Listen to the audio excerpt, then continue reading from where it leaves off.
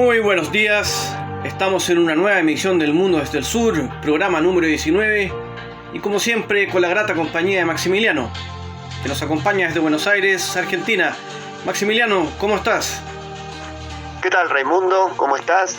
Acá iniciando una nueva emisión del Mundo desde el Sur, como siempre, leyendo las noticias internacionales y compartiéndolas con vos y con los oyentes. ¿Qué tal todo por allá? Por aquí todo tranquilo acá en Chile, sin grandes novedades. Sí, eso sí, muy tristes por lo ocurrido la semana pasada con el niño marroquí Ryan. Sí. Un terrible desenlace. Así que bueno. Algo inesperado, uno esperaba otro final, íbamos siguiendo minuto a minuto el rescate y fue algo trágico y lamentable. Sí, fue terrible porque parecía que se iba a lograr y bueno, la verdad hicieron un tremendo esfuerzo las personas, topógrafos, ingenieros, obreros, qué sé yo. Incluso un señor que trajeron del sur del Sahara, que es un tipo especialista en cavar con las manos. Y bueno, no lo lograron sacar, pero ya sin vida. Así que una angustia que creo que todos sufrimos durante la semana pasada. Sí, la verdad que fue algo, pues se fue siguiendo en tiempo real y fue algo bastante triste, ¿no? Por cierto. Sí, es lamentable y bueno, ojalá que encuentre ya, hoy va a ser sus funerales y bueno, en la creencia musulmana ese niño va directo al paraíso. Claro, sí, es verdad. Bueno, cambiando la información, vamos a otra, más de lo que nos compete a nuestros temas, un tema que venimos siguiendo todas las semanas, que es el tema de Rusia y la OTAN, de cómo escalan las tensiones. Estados Unidos envió tropas a Polonia para presionar también a Rusia. Sin embargo, lo que me quiero referir es a el viaje del presidente ruso Vladimir Putin a China, en el cual ambos emitieron un comunicado en el que rechazan la injerencia de fuerzas extranjeras y amenazas a la seguridad, sin nombrar a Estados Unidos, ni a la Unión Europea, ni a la OTAN. Y a pesar de que haya diferencias entre ellos, lograron consolidar un pacto militar y comercial aún más sólido del que venían construyendo juntos. Por ejemplo, Rusia reconoce una sola China, reconoce que Taiwán es parte del territorio chino, pero China no reconoce a la anexión de Crimea por parte de Putin. Esto es porque China intenta penetrar en Europa a través de la ruta de la seda, pues, sin embargo eso no impide que repudie las amenazas que está sufriendo Rusia por parte de la OTAN en un supuesto intento de invasión a Ucrania, lo que yo veo muy improbable, pero bueno, las circunstancias pueden cambiar también, ¿no? Sí. Sí, decime. No, sí, te decía que sí, que las circunstancias efectivamente pueden ir cambiando. Claro, no se sabe bien, pero bueno, consolidaron su alianza política. ¿Vos tenés algo? Sí, mira, ya que hablamos de conflictos, cosas así, vamos a hablar de lo que está ocurriendo en Malí, que ya lo sabemos, que hace ya, bueno, sufrió 2 golpes de Estado durante el año pasado. Y la última noticia es que habíamos hablado sobre la crispación que había en todo nivel entre Malí y Francia. Sí. Y esto ya avanzó a una nueva etapa, luego que el gobierno militar de Malí le diera creo que 72 horas al embajador de Francia en Malí para que abandone el país. Así que esto ya es un paso más en esta escalada. No es algo tan novedoso porque la historia de Malí con Francia siempre han sido tensa, pero llama la atención, ¿no? Claro, lo acusan de apoyar al terrorismo, es decir, a lo que supuestamente fue a luchar Francia en 2013, a Malí, que envió tropas y que las está retirando. Ahora lo acusan de ser el promotor de Al-Qaeda o del Estado Islámico y las milicias que están en el norte de Malí principalmente. Así que sí, es una escalada de tensión importante. Sí, al nivel que Francia incluso anunció que están evaluando la posibilidad de retirar todas las tropas de las 2 principales operaciones que tiene Francia ahí, que son Barkhane y Takuba, esta última junto a la Unión Europea, pero la primera es de Francia. Sí, está una zona bastante convulsionada y esto agrega más leña al fuego. Exactamente. Y yendo para América Latina, hubo elecciones presidenciales ayer en Costa Rica, las hemos venido siguiendo desde este programa. Va a haber un balotaje entre el expresidente José María Figueres, que gobernó entre 1994 y 1998, sacó un poco más de 27%, contra el candidato Rodrigo Chávez, que sacó el 16,6%, y las elecciones van a ser, si no me equivoco, el 3 de abril, la segunda vuelta, y Figueres es el hijo de José Figueres Ferrer, que fue el que abolió el ejército en Costa Rica en 1948. Recordemos que es uno de los pocos países del mundo que no tienen ejército, Costa Rica. Sí, es algo muy llamativo y bueno, es uno de los elementos más que genera tanto atractivo por este país que, si hablamos del contexto de América Latina, es uno de los que tiene mejores niveles de calidad de vida y también de estabilidad política y social. Sí, sí, sí. Sin embargo, en este momento el desempleo está alto, está en un 14%, hay 1 millón de pobres y medio millón están en la pobreza extrema, así que tiene desafíos este presidente, pero como decís vos, es un país de los de América Latina bastante democrático y más estable. Ojalá siga avanzando Costa Rica, le haría bien al país tener países que van progresando, que van marcando la pauta, agrego a Uruguay también, así que lo estaremos siguiendo este tema, y ahora Maximiliano nos vamos a una pausa, ¿no? Dale, cómo no, tenemos otro tema latinoamericano en el primer análisis. Sí, uno muy interesante. Maximiliano nos va a estar hablando algo sobre Perú. Así que a la vuelta de la pausa estaremos retomando ya este programa y particularmente con el segundo bloque. Adelante.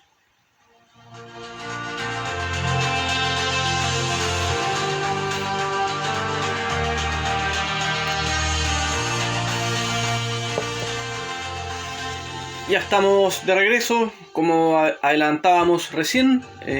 Maximiliano nos va a contar qué está pasando en Perú.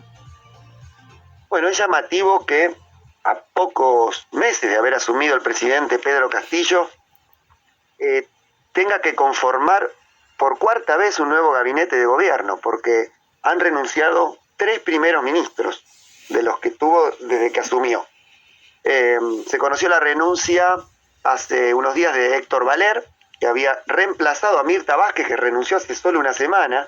En pocos días se caen los primeros ministros. El primer motivo es el Congreso, que es bastante hostil, cuya mayoría la domina el fujimorismo, junto con alianzas de otros partidos de derecha, que prácticamente no deja gobernar al presidente, que tiene tendencia izquierdista, que es el primer presidente campesino que tiene Perú, del área occidental. Ese es el principal motivo. También recordemos que en los últimos 5 años hubo 4 presidentes en Perú, por el mismo motivo. El Congreso tiene mucho poder y el sistema es un sistema presidencial, pero con una fuerte presencia parlamentaria.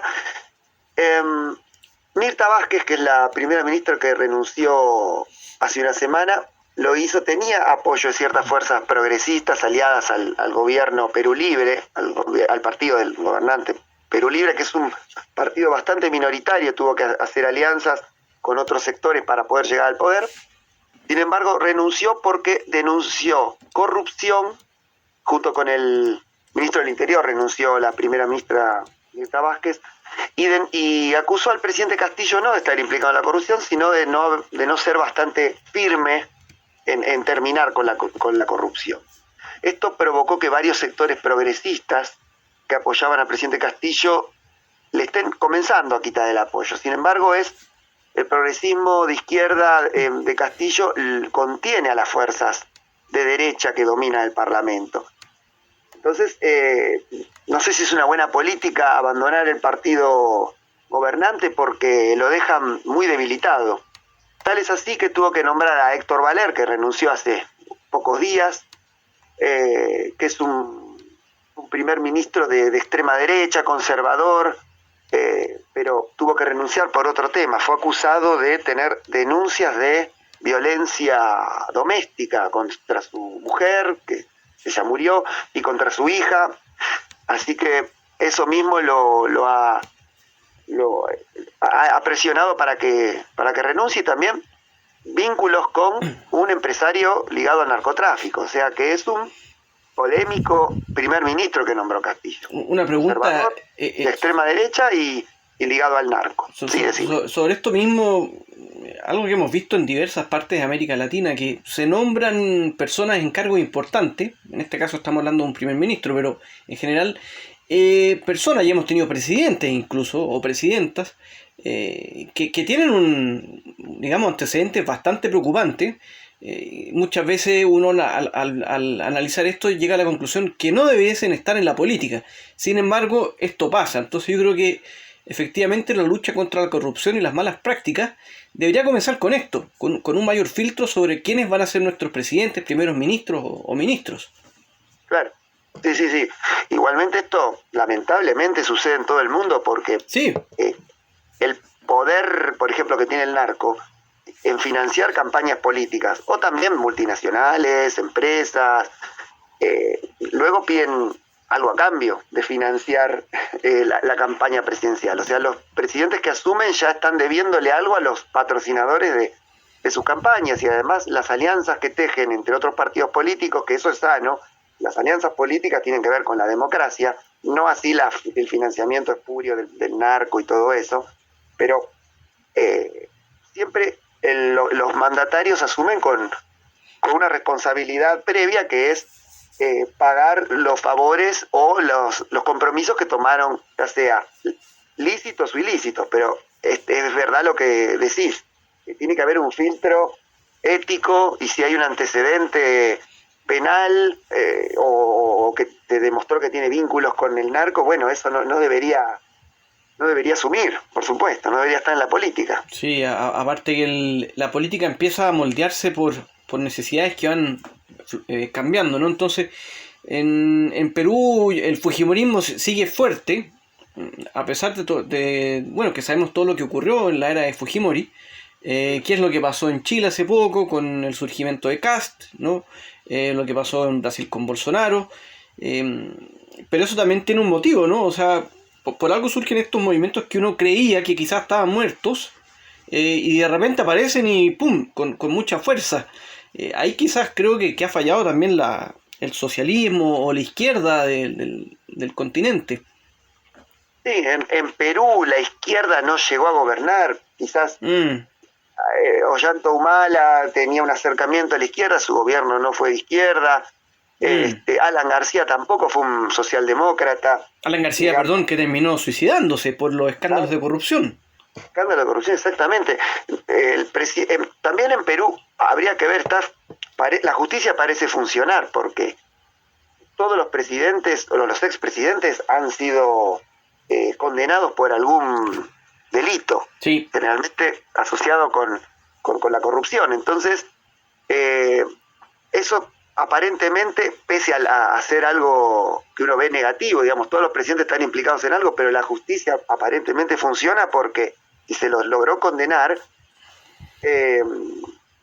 significa que, bueno, por lo menos la justicia, creo yo, sí, estaría funcionando de alguna manera. Sí, estoy de acuerdo contigo. Creo que eso, algo dentro de lo malo, algo bueno, que hay un país de Sudamérica, de América Latina, que a los mandatarios o políticos corruptos los sanciona y van a la cárcel.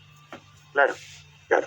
También siempre está el límite de lo que se llama el lawfare, ¿no? De no caer en eso, como sucedió, por ejemplo, en Brasil con Lula, que estuvo preso 2 años por algo que nunca se le pudo demostrar en realidad. El mismo juez que lo condenó, el juez Sergio Moro, reconoció que había sido malintencionado para evitar una victoria del Partido de los Trabajadores en las elecciones. O sea, que lo condenen tampoco significa demasiado. No sé cómo será en el caso de Perú, en realidad. Sí, la verdad que es importante eso, que los condenen, uno, suponiendo que hay un juicio justo; 2, que la sentencia sea acorde a lo que ocurre en la realidad, ¿no? Y tercero, que estos instrumentos que se supone que hay una separación de poderes, no estén en manos de partidos políticos, de grandes empresas o lo que sea, sino que funcionen de forma independiente, y que también, lo mismo con por ejemplo, cuando piden destituciones o cosas así, que los políticos en general entiendan que tampoco se trata de que, como esta persona piensa diferente, lo quiero destituir. No, sino que realmente ser un poquito más criterioso también. No empezar una guerra de destituciones. Bueno, esto sucede con el Congreso de Perú, que en 5 años hubo 4 presidentes, porque quiere tener, sobre todo la bancada fujimorista es la que de alguna manera quiere lograr el poder, sin importar cómo. Por el voto popular, bueno, no ha podido volver el fujimorismo después de Alberto Fujimori. Entonces desde el Congreso boicotea toda, y junto con otros aliados de derecha, no es solamente el fujimorismo. Y para concluir, lo que se puede vislumbrar es que el presidente Castillo está abandonando sus posiciones izquierdistas por las distintas presiones. Ha tenido que destituir primeros ministros. El primero de todos fue Guido Bellido, que era admirador de Cuba. Ha tenido también menciones a la guerrilla Sendero Luminoso, de simpatía por esa guerrilla, digamos. Partió desde esa izquierda extrema y ya tuvo que nombrar al conservador ultraderechista de Héctor Valer, que tuvo que renunciar hace unas horas. Digamos, ha tenido que correrse a la derecha por presiones del Congreso, abandonando todas las promesas de campaña que, bueno, eran de izquierda tanto en lo político como en lo económico. Ha tenido que ceder mucho terreno para evitar ser destituido y no caer en desgracia como los últimos presidentes que tuvo Perú, que tuvieron que renunciar al cargo por presión del Congreso. Sí, me parece que todo esto habla muy mal de la situación política en Perú. Finalmente, mira, una pregunta, ¿qué sistema tiene? ¿Es un sistema político parlamentario, presidencial? Es un sistema político presidencial, pero con un enorme poder del Parlamento. Por ejemplo, para nombrar al primer ministro, el Parlamento tiene que aprobarlo, algo que no sucede en otros países. Perfecto.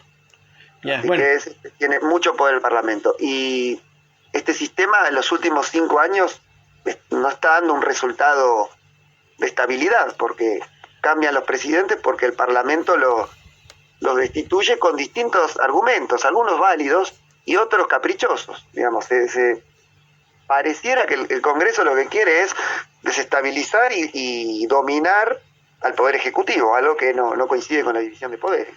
Sí.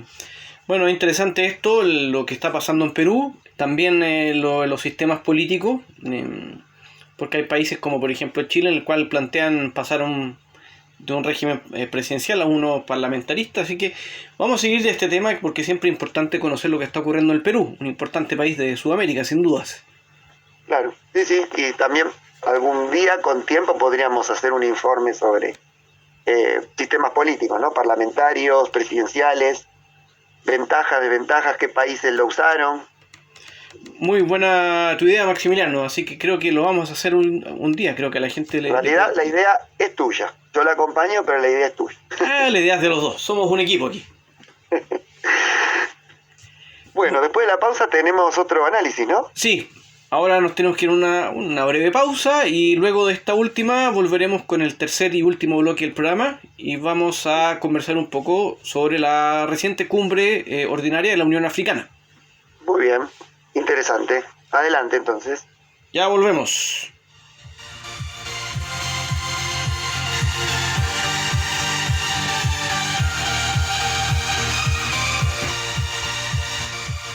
Seguimos en el programa 19 del Mundo desde el Sur. Raimundo, como nos adelantó, va a analizar la cumbre de la Unión Africana que se está llevando a cabo, creo que en Addis Abeba, Etiopía, ¿no? Exactamente, Addis Abeba, Etiopía, que es la sede de la Unión Africana. Recordemos esta tremenda infraestructura que tiene la Unión Africana en la capital etíope, que fue construida por China, ni más ni menos, Claro. como dato anexo. La cumbre se desarrolló entre viernes y sábado, entre sábado y domingo, y aún no hay un comunicado oficial de la Unión Africana, pero ya se han filtrado algunas informaciones y los principales temas que se tocaron en esta cumbre. Por ejemplo, ¿cuáles fueron las conclusiones? Bueno, lo que se ha sabido hasta ahora, el primer tema era Israel, dado que el año pasado, por una iniciativa del presidente de la Comisión de la Unión Africana, Musa Faki Mahamat, Israel había sido admitido como Estado observador.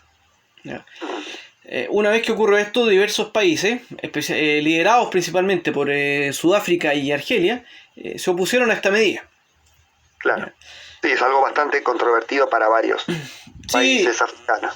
sí, especialmente porque, más allá de lo que dice el presidente de la Comisión, que tiene razón, en el sentido de que 44 de los 54 estados de la Unión Africana tienen relaciones con Israel, entonces uno diría que está dentro de la normalidad, porque tienen muchos tienen relaciones. Sin embargo, creo que ahí hubo una falta de visión, porque en realidad el tema genera un quiebre, especialmente en los países de lo que llamamos el mundo árabe, ¿ya? O los países africanos que son parte de la Liga Árabe. De hecho, varios de estos países son los que justamente se opusieron a esta medida.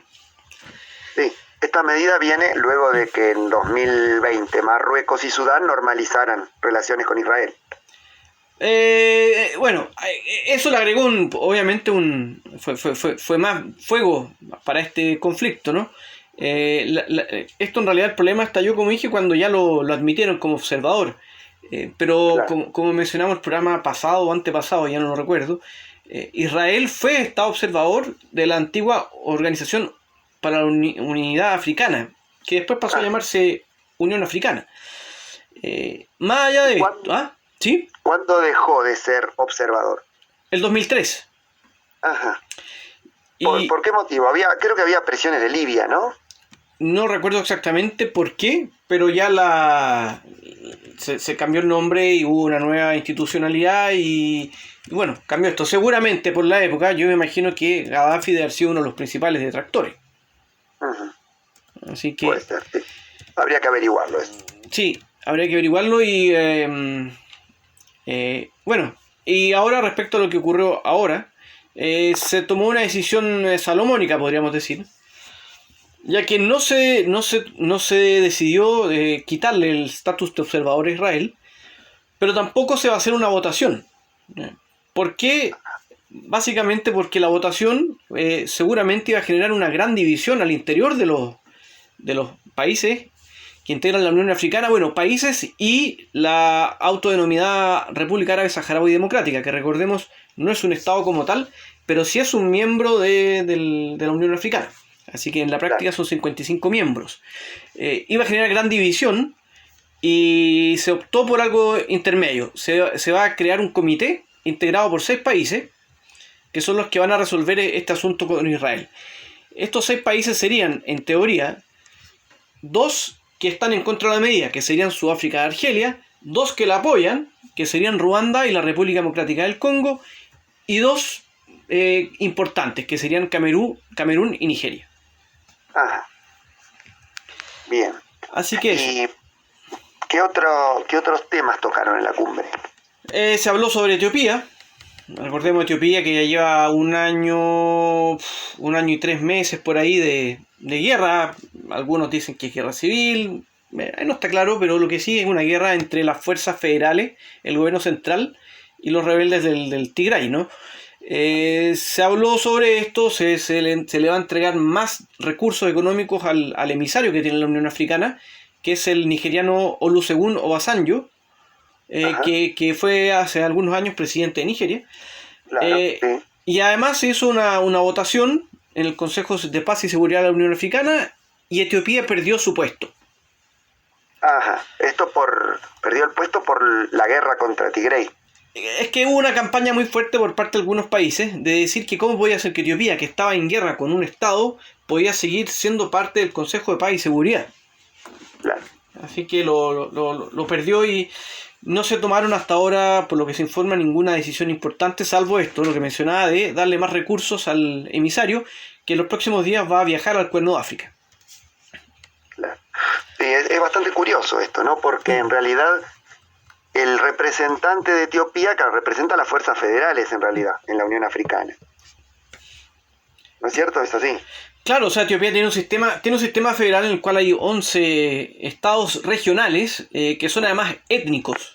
Claro. Y un sistema federal, entonces cada estado tiene sus propias normas también, pero el gobierno federal tiene unas fuerzas militares que son las fuerzas del país, digamos.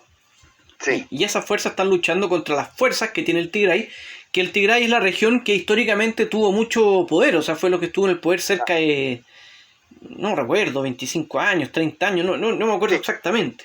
alrededor de 30 años, y creo que en el 2018 hubo elecciones y ganó este presidente actual, que es de otra etnia, si no me equivoco, oromo es. Sí, exactamente, Abiy Ahmed ganó en 2018 y él viene de una etnia minoritaria, que es, claro, de oromo, pero también me parece que también es mezclado, pero no recuerdo exactamente. Tiene alianza con Eritrea, sí, para combatir a los rebeldes del Tigray. Claro, y además se han generado alianzas dentro de partidos políticos o de grupos de rebeldes de diferentes estados regionales, algunos apoyando al TPLF, que es el que representa al Tigray, otros apoyando al gobierno federal, y se han producido obviamente choques en al menos 2 regiones más fuera del Tigray. Entonces, todo esto es lo que ha generado ruido en la Unión Africana y, bueno, lamentablemente no se tomaron más decisiones. Hay que decir que Abiy Ahmed está haciendo lo posible para que este conflicto sea solucionado a nivel interno. Claro, sí. El Premio Nobel de la Paz en 2019.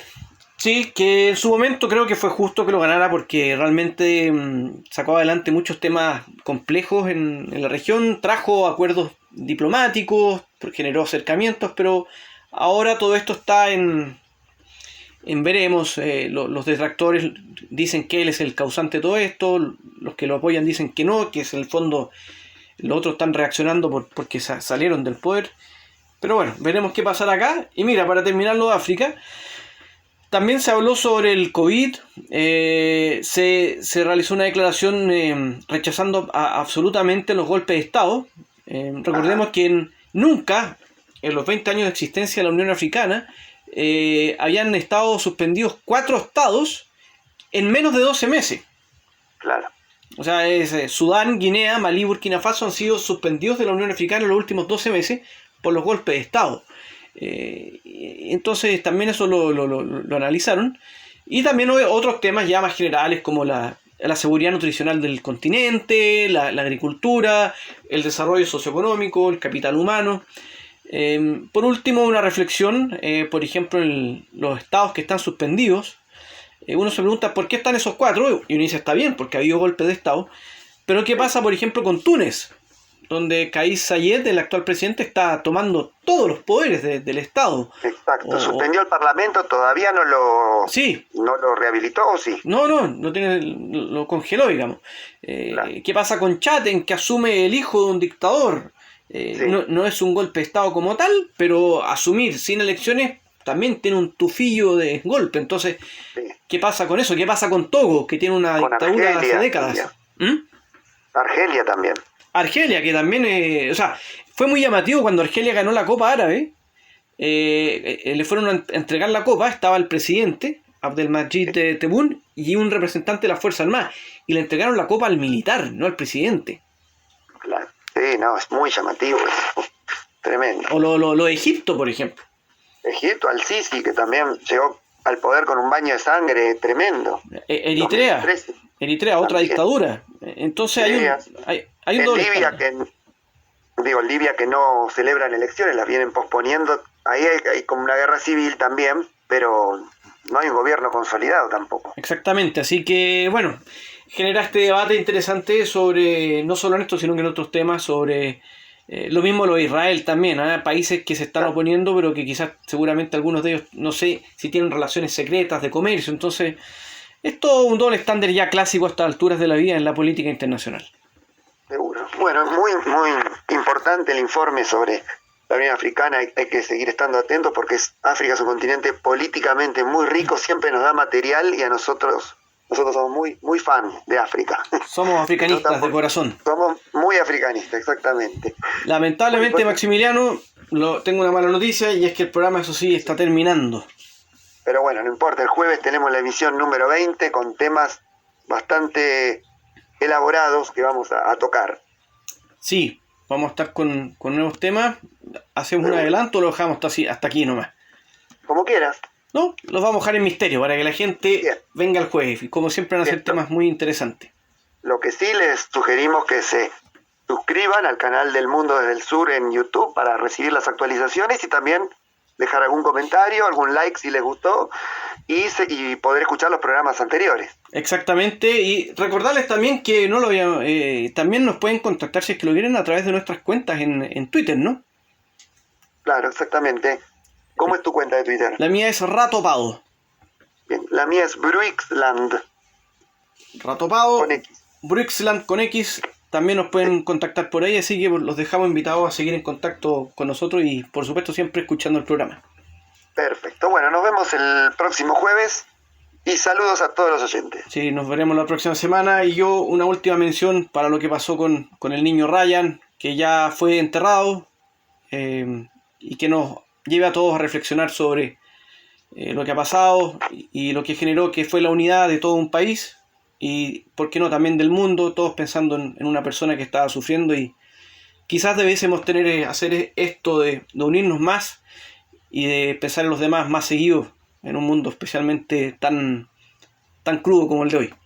Seguro, sí, fue algo muy triste en el que estábamos todos siguiéndolo minuto a minuto y bueno, el desenlace lamentablemente fue trágico y bueno, suscribo también a tu reflexión final. Así es, y con esto ya damos por terminado el programa y será hasta la próxima. Dale, hasta la próxima.